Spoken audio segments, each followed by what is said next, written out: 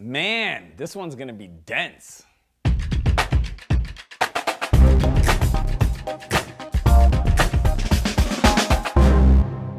Avoid the startup graveyard using the software sales matrix. I'm going to encourage you to get a piece of paper and a pen. I'm gonna walk you through this verbally. It's gonna come through, but here's the challenge. If you've ever wondered how do you create the right pricing structure for your business, maybe you have a software product and you've been like trying to do some tests around pricing, or you feel like, you know, the way you're delivering the product, it's just not resonating with your customers and it takes too much time and energy to get them deployed and it's costing you a lot of money. I want to show you a simple process that, or really a matrix that's going to allow you to guide yourself into a way of creating a revenue model that's actually pretty clear, concise, and simple to execute on. You know, I was super fortunate back in like 2010. We had just gotten to, I think, around $30,000 a month in reoccurring revenue for our product Flowtown. We had raised $750,000 in venture capital, and one day Dharmesh, the CTO from HubSpot, decided to stop by our office to talk to us. And at the time, I think we only had 2 salespeople, and we were really trying to grow the business. And even though we had a very strong inbound organic acquisition channel using our blog, we were getting about, I think, 250,000 unique visitors a month. A lot of energy, a lot of effort, 12 months of like focus, blog, traffic. We realized that like some of the cost to acquire the customer was inflated because of our sales process. And we were really adamant of creating some level of human touch with people that came into the product.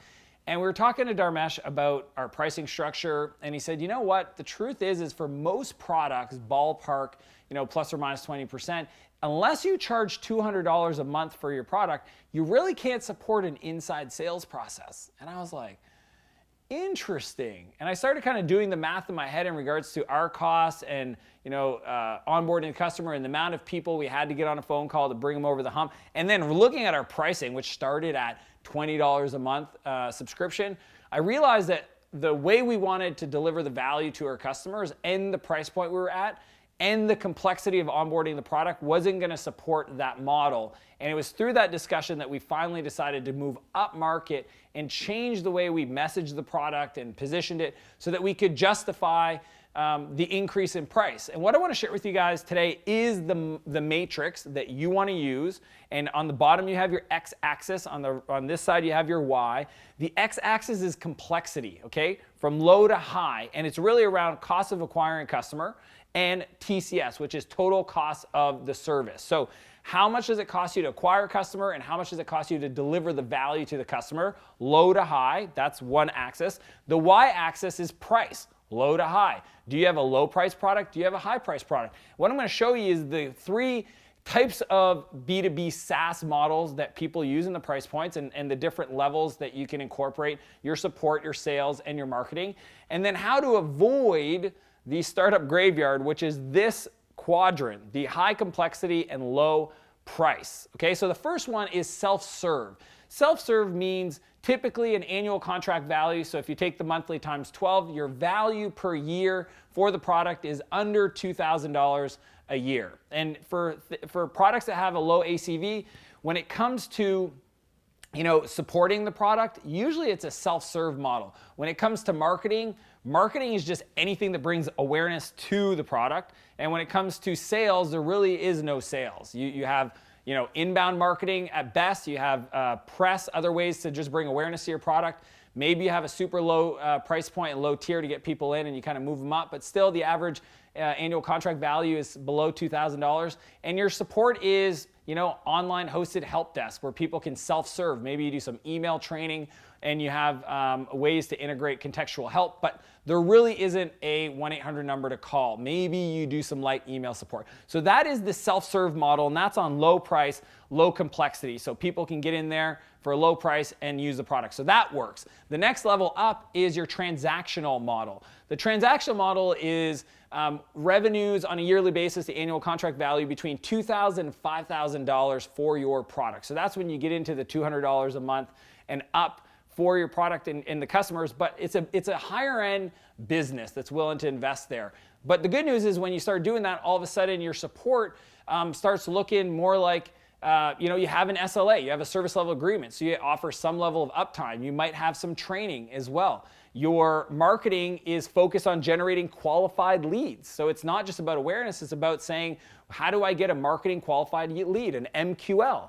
From a sales point of view, you can now afford to invest, and this is super fun, on inside sales reps. So this is potentially SDRs doing outbound awareness and opportunity sourcing, kicking that over to a product specialist to do demos, or it could be just all of the leads coming in, filtering and qualifying them and kicking up the larger accounts to doing a demo and having inside sales rep. So that model allows you to scale faster, but you need to make sure your annual contract value is between 2,000 and 5,000, right?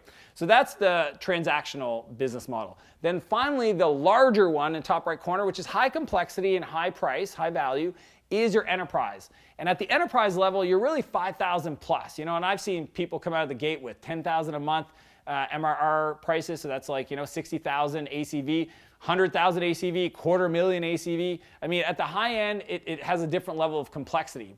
But the good news is you can invest in it. So all of a sudden now, the marketing is really focused on brand. It's focused on trust. It's focused on ROI calculators so that you can really get the customer a sense of, if I invest at that level, I'm going to get an ROI in the near term.